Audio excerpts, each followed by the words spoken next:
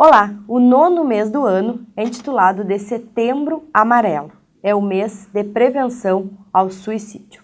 Nós vamos conversar hoje com a Dilce Helena Guzzi, que é psicóloga clínica. Vai nos falar um pouco, então, sobre essa questão do suicídio, né? Um assunto tão delicado, mas que a gente precisa falar. E o programa hoje vai ser em 2 momentos. Depois nós vamos conversar também com a Carla Finger, que é coordenadora de saúde mental do município. Então, vamos começar com a Dilce. Oi, Dilce, tudo bem? Seja bem-vindo. Obrigado por aceitar o nosso convite. Eu que agradeço a oportunidade de falar sobre um tema tão delicado e ao mesmo tempo tão importante. Tão necessário, né?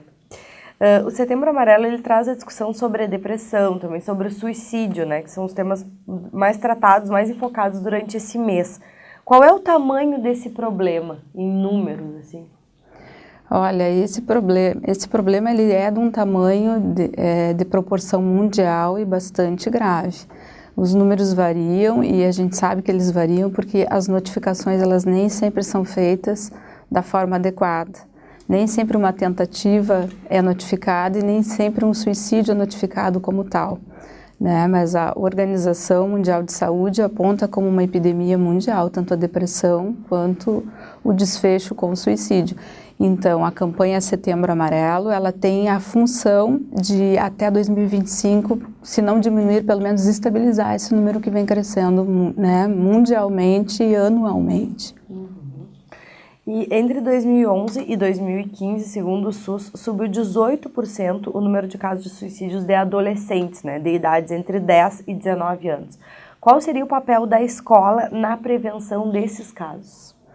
O papel da escola e de toda a rede protetiva do adolescente e da criança é informar as condições públicas, os mecanismos que estão disponíveis para essa escuta qualificada e perceber os sinais.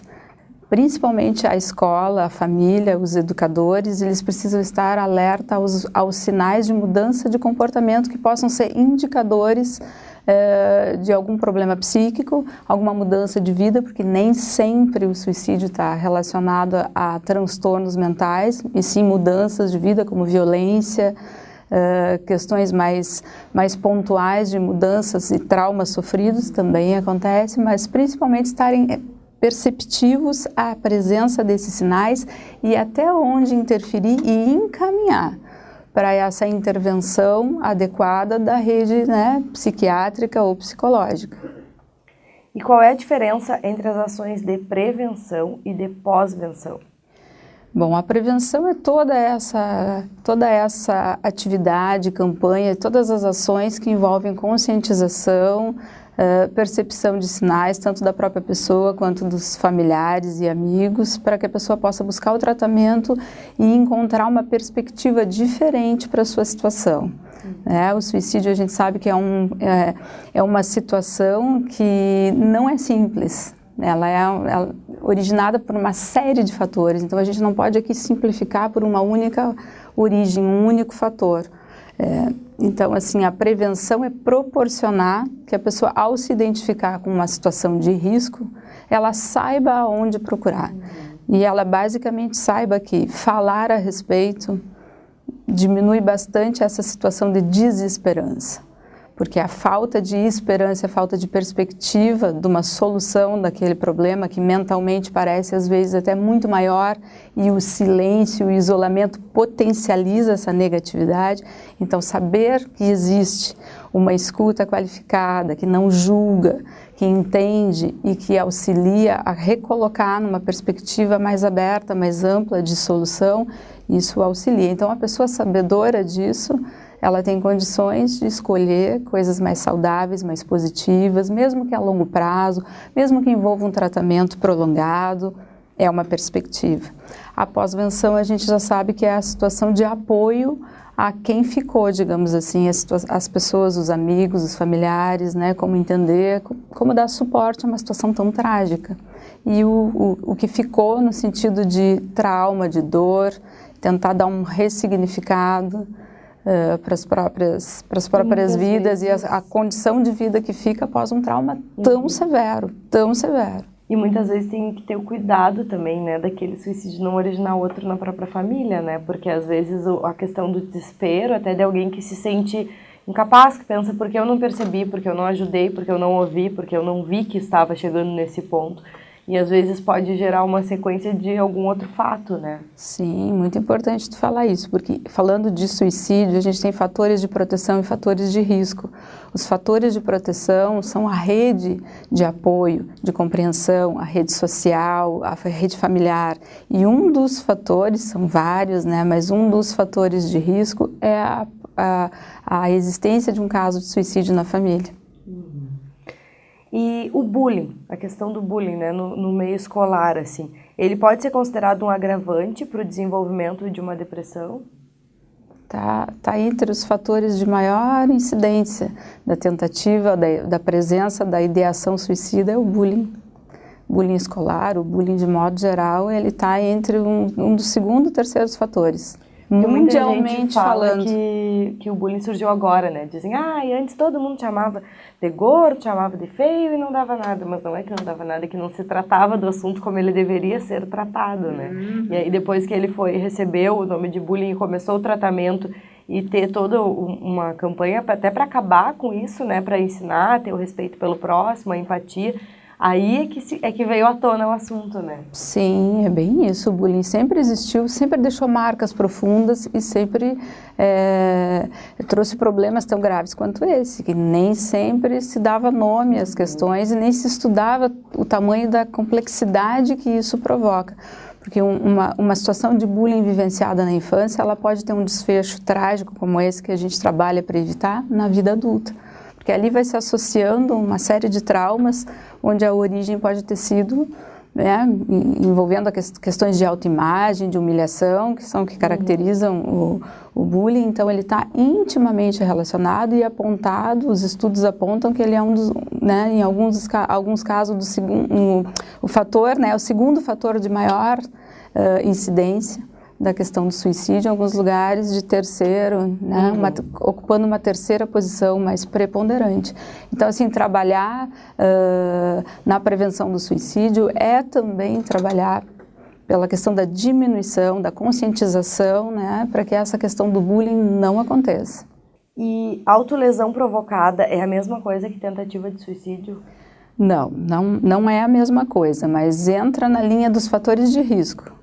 Né, dos fatores de risco. A lesão autoprovocada atualmente sempre existiu. É outra questão que sempre existiu. É que atualmente, através da rede, né, da internet, tem se difundido muito isso entre os adolescentes como uma possibilidade de alívio do sintoma emocional. É como se fosse um mecanismo de estou sentindo uma dor física, então eu alivio a minha dor emocional. Então é um dos patamares. Que a pessoa que está sofrendo vai... Foi tratado na televisão também, né? Teve uma série que a médica se fazia autolesão, né? E dizia que aquilo aliviava uma questão do abuso, que ela havia sofrido, todos. Então, quando ela vivia um momento muito tenso, ela tinha aquela atitude. Então, veio para a televisão, né? Para ser debatido e até para os pais também observarem, né? Porque às vezes é visto como, a marquinha ali não tem problema, mas é um sinal de alerta, né? Superficial, muitas vezes, um corte bastante superficial, como se não fosse algo importante, mas é muito importante porque é um indicador de uma dor, né? E uma das dores mais difíceis de se lidar e considerada uma das mais insuportáveis é a dor da alma, a dor psíquica. E ela é uma questão que para cada pessoa é abordada de uma forma diferente. Tem pessoas que têm grande resiliência em lidar com essa dor psíquica, tem pessoas que sentem ela de uma forma tão insuportável que chegam a pensar que a única forma de ficar sem ela é não existindo mais. Então, a presença da autolesão, ela é um indicador dessa dor psíquica. E isso já cabe um indicador, um indicativo, um encaminhamento à procura de uma ajuda especializada. E quando o assunto é saúde emocional, que comportamento das crianças e adolescentes que exigem atenção, que nem essa questão que a gente está falando? Olha, no que se refere a isso, sempre a mudança brusca de comportamento, ela já é interessante. Ela já é um indicador de alguma fase difícil, né, que a criança ou adolescente está passando. Mas, acima de tudo, falando nesse tema do Setembro Amarelo, a gente orienta bastante a questão da desesperança. A presença da desesperança, do desencanto, do desalento, que pode ser no discurso. eu não aguento mais, eu não quero mais viver, eu não quero a vida desse jeito. Isso é um sinal de alerta. Às vezes é só uma forma exagerada de desabafar, mas é importante dar atenção para realmente saber se é isso ou não. E também não encontrar mais prazer nem alegria em atividades que gostava anteriormente ou que sempre gostou. Isso também é um sinal de alerta. A questão da alimentação, né, diminuição da alimentação ou o aumento excessivo, o isolamento social é um indicador também, a necessidade excessiva de solidão, querer ficar muito no quarto, no escuro, ações de descuido com a própria imagem, com a higiene também, são coisas que cabem uma orientação, uma procura por avaliação. E assim como a juventude tem os seus desafios, envelhecer também pode ser difícil, né, em virtude das diversas mudanças físicas, sociais, inevitavelmente chegam com a idade. E como a gente aborda esse assunto com os vovôs e com as vovós, né, que às vezes podem, por serem mais antigos, assim, não aceitam também uma ajuda psicológica, uma ajuda psiquiátrica, ou até a questão de tomar medicamento, às vezes tem um preconceito com isso, né? Como abordar esse assunto, como perceber que seu avô, que a sua avó pode estar em um processo de depressão? É uma pergunta muito importante, porque muitas vezes essas pessoas, elas não aceitam, elas se envergonham de estar passando por uma situação difícil, uma situação de desesperança, de tristeza. Então, o importante é a palavra. A gente toca bastante nesse ponto no mês de setembro, a importância de chegar próximo da pessoa e fazer a pergunta, né, para a pessoa: como é que tu está te sentindo? Está acontecendo alguma coisa? Eu tenho notado, né? E ficar para ouvir a resposta, porque a gente vive uma época, né, Bruna, que as pessoas perguntam: olhos, né? Tu tá bem, Bruna? Mas quando tu for responder, eu já nem tô mais presente, digamos assim. Então é fazer uma pergunta: como é que tu estás? Como é que tu tá te sentindo? Como é que tá essa fase para ti? Tenho notado que tu tá mais caladinho, mais fechado, né? E ficar para ouvir a resposta. E relacionar isso com outras questões. Gostaria de falar com alguém, porque muitas vezes para um familiar é difícil contar o que está se sentindo, mas para uma outra pessoa que a gente não tenha tanta expectativa de agradar ou não se importe tanto com a opinião, fica mais fácil. Então, oferecer essa ajuda, mostrar que isso é mais simples do que se imagina, que está ao alcance de todos e é possível. Acho que isso é uma grande questão, mas principalmente mesmo, esse é um reforço bastante grande da campanha do Setembro Amarelo, o apoio afetivo. É a palavra que cura. É a atenção, né, o cuidado, o chegar próximo da pessoa que leva a uma possibilidade de ajuda, de cura, de saída desse isolamento emocional. Porque é o isolamento psíquico que mais cria esse tipo de saída, cria entre aspas, né? E é fato que os homens, eles sofrem mais com isso ou que eles estão mais suscetíveis à depressão? Os dados estatísticos mostram que o perfil masculino ele é mais considerado vítima desse tipo de saída, digamos assim, da situação difícil. A gente imagina e acredita que seja pela questão cultural, né? Exatamente. O homem não sofre, o homem não chora. O gênero masculino tem um pouco mais de dificuldade de falar sobre seus sentimentos, não tem tanta abertura, não tem tanta desenvoltura quanto o perfil do gênero feminino, que fala para se sentir melhor, né? Se reúne com as amigas, fala, desabafa. Existe uma afinidade. Não vamos levar tão ao pé da letra isso, mas é um perfil que tende mais ao feminino, esse falar, esse trânsito na fala para se aliviar. O gênero masculino tem uma certa dificuldade, então a gente acredita que isso dificulte um pouco. E esse também é mais um dos focos da campanha do Setembro Amarelo e do Janeiro Branco também, que é o foco nas emoções. Né? Falar pode aliviar muito a tensão de uma questão psíquica. E às vezes a pessoa que está de fora do problema encontra uma solução ou te orienta a uma solução, ou vê as coisas de uma outra maneira, né? Porque quem está imerso nele, às vezes, não consegue enxergar, né? Tá vendo aquilo ali, não vê uma solução, não sabe para que lado ir. A pessoa que está olhando de fora, às vezes, vai te ouvir e vai dizer: mas por que tu não faz tal coisa? Às vezes é uma coisa muito simples e que tu não tinha pensado. Não estava conseguindo enxergar porque está tão no meio, né? E uma outra questão importante é que ao falar, a gente organiza várias vezes e reorganiza e organiza novamente o pensamento. E isso ajuda a pôr os problemas em perspectiva e enxergar questões que talvez não estavam aparecendo quando era somente aquela questão mental. Mentalmente, enxergando o problema é uma coisa, falando é outra.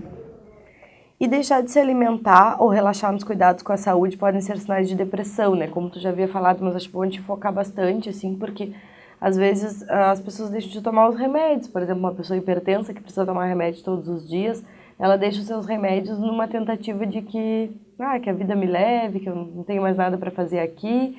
E é um momento de perceber também, né, o outro, assim, ou deixar ela de tomar o banho, de escovar os dentes, de se cuidar, de se vestir, de ter o cuidado com a roupa que vai colocar, né, colocar a primeira coisa que aparece, ou andar com uma roupa velha, são coisas que a gente deve perceber no outro também, né. Sim, são os sinais de desesperança, de desencanto, de desalento.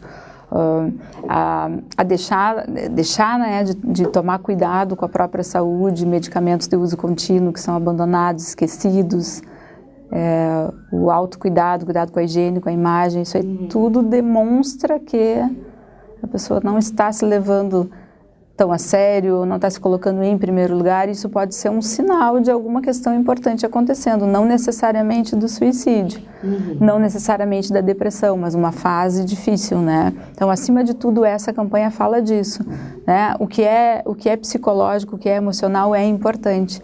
E eu bato bastante nessa tecla, porque aqui na nossa região existe até uma certa brincadeira de que o que é psicológico não existe, né? O frio, tu tá com frio. É psicológico. Frio psicológico. Então a gente bate bastante nessa questão de trazer, né, o protagonismo das emoções na manutenção da saúde. Sim. O que é psicológico é importante. Existe e precisa ser tratado. Pode, merece, deve, e existe um local onde isso ganha atenção, e atenção e respeito, né, uma atenção respeitosa sem julgamento. Ou seja, o que é importante para ti, Bruna, que te tira o sono, nunca vai ser entendido para mim como uma bobagem, nunca, ao contrário. Claro. E só o fato disso ser colocado, recebido com bastante atenção, já faz com que a pessoa se sinta muito bem. E a depressão pós-parto, ela também pode chegar ao ponto de um suicídio? Quanto de atenção merece aquela mãe que acabou de gerar uma vida e às vezes está passando por um momento difícil? Esse é um momento bem delicado, que envolve também bastante preconceito, porque a mãe, enquanto gestante, ela é o foco da atenção, né? E essa barriga, ela é o foco da atenção, da família, de todo mundo. De uma hora para outra é o bebê. Isso deixa a mãe um pouco despreparada, às vezes, esse choque inicial, e logicamente que envolve outras questões genéticas e predisposição ao quadro depressivo. Mas isso causa uma surpresa e uma culpa tão grande, às vezes, nessa mãe, que ela não sabe como lidar com as emoções e tem vergonha, receio de colocar. Então, hoje em dia, isso faz parte dos cuidados pré-natais, preparar para a possibilidade, né, tanto da tristeza materna, que é algo mais sutil e que dura bem menos tempo, quanto a depressão, que é algo mais sério, envolve risco sim, e que merece tratamento adequado.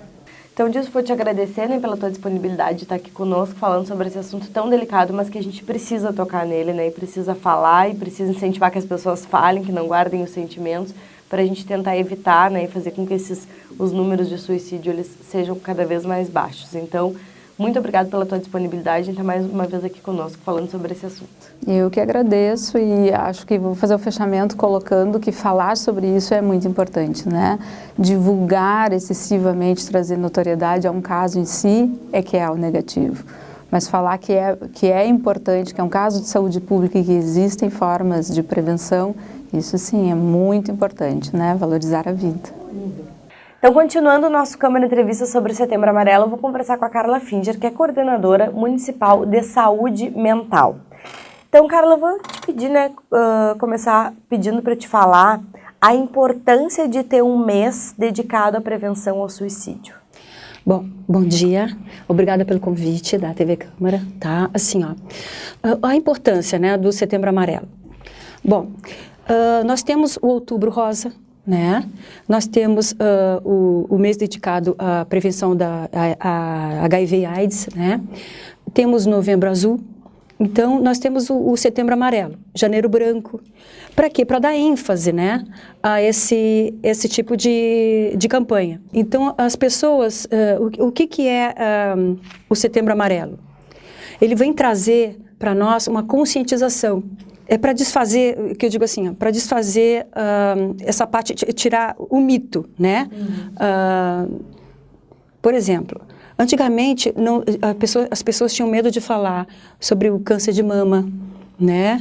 Não que todo mundo, né, algum ou outro não tenha, mas assim, ó, a campanha veio trazer isso, essa fala mais macia, mais suave para as pessoas. Mesmo assim, e as pessoas estão se prevenindo mais, né? Chama a atenção, né?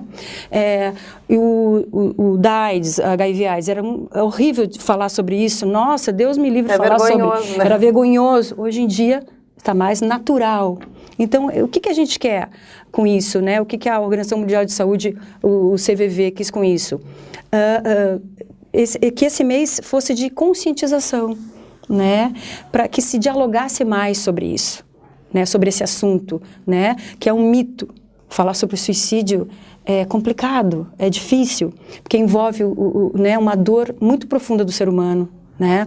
Então, assim, ó, você falar sobre um assunto que é pesado é complicado, né? Mas o que a gente está querendo? Trazer com isso e desfazer mitos, né? Que se pode falar sobre assunto, se tem que falar sobre assunto, acolher as pessoas, né?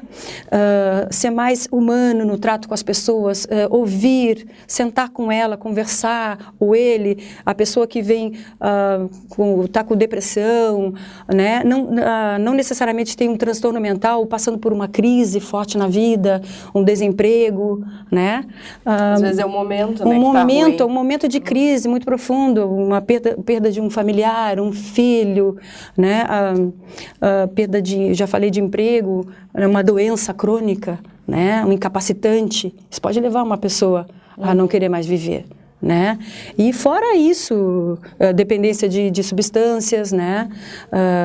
Psicoativas, mais o álcool, que estudos aí que mostram que leva mais a essas situações, né? Então é preciso falar sobre isso, é preciso se conscientizar cada vez mais que é preciso falar sobre suicídio. E tem que ter essa intersetorialidade na educação, na assistência social, saúde, né? E é preciso a gente falar em rede, né? Se comunicar e saber o que está acontecendo com as nossas crianças, né? Com os nossos amigos, nossos familiares, desligarem o celular, conversar mais com a sua família, com seus filhos, principalmente adolescentes, né? Os idosos, né? Então, que tenha as pessoas estão muito solitárias. A gente, às vezes, se sente só num mundo lotado como esse e, às vezes, a gente não se sente tão só, né? Então, é isso que a gente tem que... Está faltando, eu acho, é muita tecnologia e está faltando, o pessoal está perdendo a capacidade de se comunicar olho no olho. E isso não pode. A gente tem que almoçar junto com a nossa família, né? A gente tem que ouvir os filhos, ouvir a família, ouvir o marido, conversar, né? Sentar, falar, que eu acho que é importante isso aí. De pedir para falar também, assim, muitas vezes as pessoas, eu preciso de ajuda do psicólogo, do psiquiatra, mas eu não tenho dinheiro para investir nisso, porque realmente tem que pagar consulta e tudo mais. Como é que é esse atendimento pela rede pública? Tá. Ok, sim, existem psicólogos, psiquiatras particulares, ok, mas na rede pública a gente está bem equipado, tá, de médicos, psiquiatras, temos psicólogos e temos os profissionais de saúde que estão todos envolvidos, né, tanto neste tema como em outros temas. E também eu queria ressaltar que é importante falar sobre suicídio não só no mês de setembro, mas a gente lida com isso, nós de CAPES, nós de saúde mental, o ano inteiro. Então tem que falar isso para as pessoas também, não é esquecer, passou setembro e esqueceu. Tem que ficar de olho sempre, né, nessa temática. Então, assim, nós somos bem servidos de equipamento de saúde mental na rede de Bagé, tá?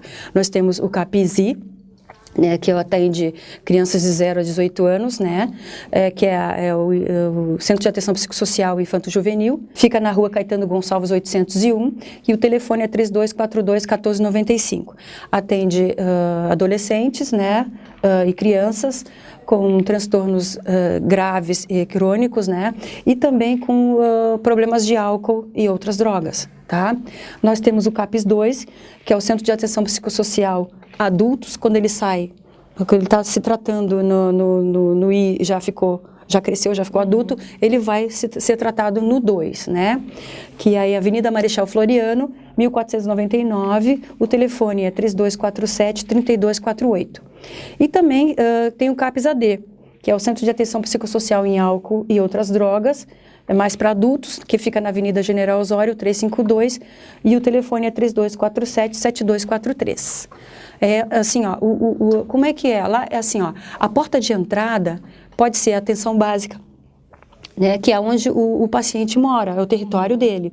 Ele vai se consultar, se for detectado alguma coisa, ele é encaminhado para o CAPS, dependendo da idade, né? Mas assim, ó, se ele... mas o CAPS é portas abertas.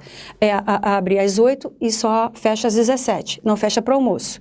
Ele pode vir por demanda espontânea também.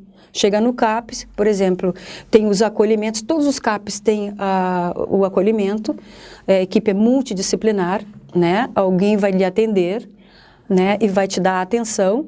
Se o assunto for tentativa de suicídio, claro que é um assunto grave, e ele já é passado, dependendo da equipe, para o médico psiquiatra, que sempre tem consulta, tem as consultas do dia e sempre tem algumas de emergência, tá? Mas o CAPS é ambulatorial, tá? Não é para emergência psiquiátrica e tal, mas a gente atende a crise também. Se for necessário, a gente atende, tá? Então, vem por demanda espontânea ou encaminhado. Às vezes tem paciente que está internado, aí eles ligam para nós, a gente faz esse vínculo e vai lá, visita, faz visitas também. A gente faz busca ativa, tá? Algum paciente faltoso. Quando acontece situação, Carla, de alguém cometer uma tentativa de suicídio, né? Como é que é o atendimento que esse paciente recebe quando chega até vocês? Ele é acolhido. Se ele nunca foi nosso paciente, ele é acolhido, faça a ficha, tem que fazer o prontuário, claro que, né, aí a equipe toda se mobiliza, né, é encaminhado para o psiquiatra, porque aí já é caso de conduta médica, caso de internação, medicação, aí o doutor lá já faz toda o encaminhamento para a internação, a gente já busca leito, né, e a pessoa fica sob os cuidados hospitalares, né. E ele sai e a gente não perde o vínculo, que a gente faz visitas, a equipe faz visita, vinculando sempre, e aí o paciente depois retorna para o tratamento, quando ele está bem, bem melhor, né, no CAPS direto. Pedi para falar também das ações que estão sendo feitas, né, em torno do Setembro Amarelo, né, toda a rede está envolvida, né, também tem questões... Alguns meios particulares também estão fazendo palestras e movimentando e falando sobre o assunto. Se movimenta, né, esse mês. Eu já, olhando no jornal, eu vi outras instituições fazendo. Eu acho muito bom. Graças a Deus que estão fazendo isso. Eu estou muito feliz. Assim, ó, nós estamos... Eu tenho um cronograma de atividades que a gente fez. A primeira jornada foi em 2017. Tá? E a gente fez algumas instituições, tá? E fez com a comunidade. Nessa segunda... Eu me baseei mais nos trabalhadores de saúde, com os trabalhadores da rede, tá? Tanto que assim, ó, no dia 11 a gente começou a fazer, fomos no Centro do Idoso, né, na SMASE, e falamos sobre depressão e suicídio na terceira idade, né, com os usuários do serviço, né?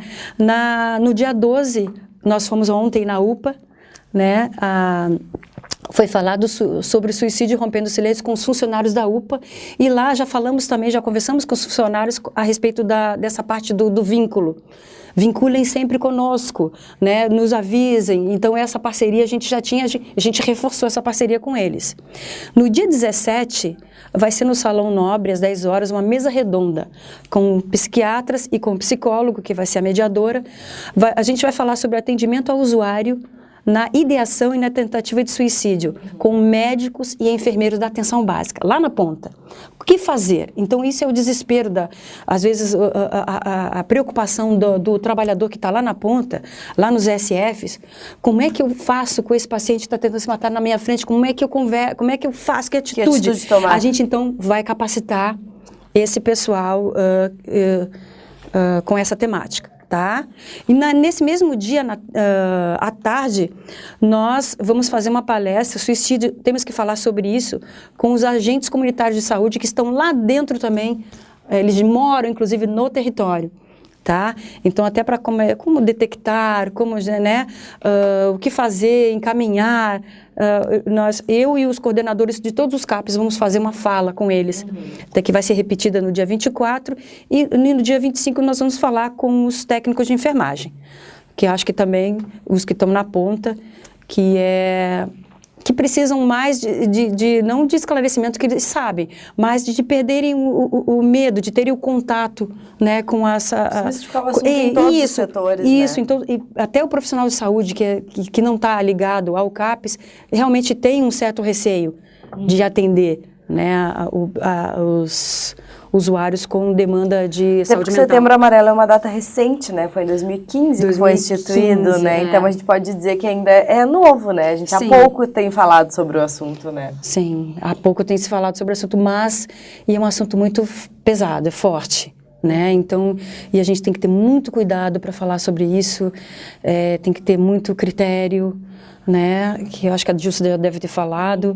Então, tem que ter tem que ser muito criterioso para falar sobre esse assunto. Por isso que é difícil para a gente, né? Então, a gente pediu para falar também. É difícil e não é, quer dizer, tem que se falar. Tem que se falar, mas é delicado, né? Não é difícil, é delicado. Difícil, Te pedindo então para deixar uma mensagem final, né? Falando para as pessoas que a ajuda existe, né? Vocês fizeram um material de apoio também que está sendo Nós, da Secretaria de Saúde, fizemos um material de apoio, falando abertamente sobre o suicídio. Esse material é do Ministério da Saúde, tá? E nós reproduzimos.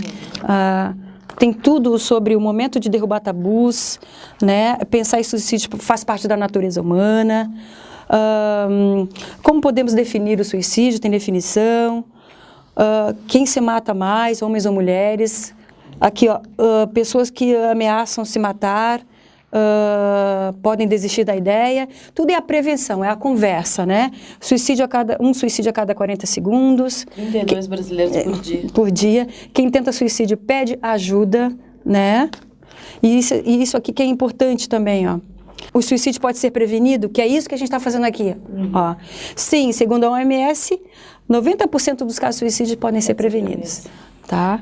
Então tem o CVV. São 9 em cada 10, né? Pois é. Então tem um material bem importante dentro dos CAPs. E quem quiser o material é só falar comigo também, me pedir para trabalhar, a gente oportuniza também. Então o apoio existe, né? Existe na rede pública, rede de apoio. É acolhido, quem chega lá nos CAPs é acolhido, é recebido pela equipe. Os CAPs trabalham em equipe multidisciplinar, não é só psicólogo, não é só psiquiatra, é enfermeiro, é assistente social, outros profissionais envolvidos, então técnico de enfermagem. Então a gente se une para atender o paciente. Então, te agradecer, Carla, pela disponibilidade em estar aqui conosco. Eu agradeço ter essa chance de falar sobre isso, esse assunto tão delicado, né, e tão importante. Muito obrigada, então, pela tua disponibilidade. Tu e a Dilce estiveram aqui conosco esclarecendo esse assunto delicado, mas necessário de se falar. E o Câmara Entrevista encerra aqui. A gente volta no próximo domingo, a partir das 6 horas da tarde.